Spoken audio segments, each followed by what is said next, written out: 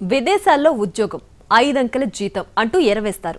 మొత్తం మేమే చూసుకుంటాం, జస్ట్ మీరు మా కన్సల్ట్కి డబ్బు కడితే చాలు అంటారు. సీన్ కట్ చేస్తే ఉద్యోగం సంగతి దేవుడెరుగు.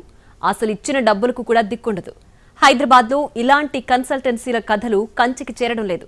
అక్కడక్కడ పుట్టగొడుగుల్లా పుట్టుకొస్తున్న కన్సల్టెన్సీలు అందిన కాడికి నిరుద్యోగులకు వలలు విసురుతూనే ఉన్నాయి, మోసం చేస్తూనే ఉన్నాయి. తాజాగా మరో కన్సల్టెన్సీ ఇలాగే చేసింది. ₹1 వసూలు చేసి ముఖం చాటేసింది. ఆ కన్సల్టెన్సీ ఎక్కడుంది? బాధితులు ఏం చెబుతున్నారు? విదేశాల్లో ఉద్యోగం అంటే యువత రెక్కలు కట్టుకొని వాలుతారు. అదే వారి పెట్టుబడి. కన్సల్టెన్సీ పేరుతో దుకాణం ఓపెన్ చేయడం, అందిన కాడికి దోచేయడం ఇదే పని. హైదరాబాద్లో ఇలాంటి బాపతు కన్సల్టెన్సీలు రోజుకొకటి పుట్టుకొస్తున్నాయి. తాజాగా జర్మనీలో నర్సింగ్ జాబ్స్ ఉన్నాయి, మేమిప్పిస్తామంటూ హైదరాబాద్లోని మూసారాంబాగ్లో వీసా విజన్ కన్సల్టెన్సీ పేరుతో ఓ సంస్థ పుట్టుకొచ్చింది. తామే శిక్షణ ఇస్తాం, వసతి కూడా ఏర్పాటు చేస్తాం, అవసరమైతే జర్మనీ భాష కూడా నేర్పిస్తామంటూ బంపర్ ఆఫర్ ప్రకటించింది. దీంతో వందల కొద్దీ యువతీ యువకులు కన్సల్టెన్సీని ఆశ్రయించారు. ఇంకేముందే, ఆశతో వచ్చిన వారి నుంచి లక్షల్లో డబ్బులు వసూలు చేశారు. ఒక్కొక్కరి నుంచి ₹1,00,000 నుంచి 2 లక్షల వరకు వసూలు చేసినట్లుగా తెలుస్తోంది.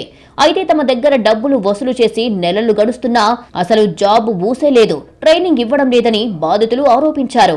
మొత్తంగా 50 మంది నిరుద్యోగులు వీసా విజన్ కన్సల్టెన్సీ ముందు ఆందోళన చేశారు. అసలు నిర్వాహకులు డాక్టర్ రఘువీరారెడ్డి, సీత స్పందించడం లేదని ఆరోపించారు. ఈ మేరకు తమకు న్యాయం చేయాలని కోరుతూ మలక్పేట్ పోలీసులను ఆశ్రయించి ఫిర్యాదు చేశారు. మరోవైపు వీసా విజన్ కన్సల్టెన్సీ నిర్వాహకులు మాత్రం కొంతమంది తమ కార్యాలయంపై దాడి చేశారని చెబుతున్నారు. అలాగే 3 లక్షలు, 3.5 లక్షలు, 4 లక్షలు అలా కట్టిన వాళ్ళు ఉన్నారు. ఒక్కొక్కరు పెళ్ళైన వాళ్ళు ఉన్నారు. వాళ్ళ ఫ్యామిలీ సిచ్యువేషన్స్, అబ్రాడ్స్కి వెళ్ళేసి తొందరగా సెటిల్ అయిపోయి 4 పైసలు వెనకేసుకుందాము అనేసి ఆ థింక్ చేసేసి మేము జాయిన్ అయ్యాము. ఆ జాయిన్ అవ్వడం కూడా మా అంతటా మేము వెళ్ళలేదు.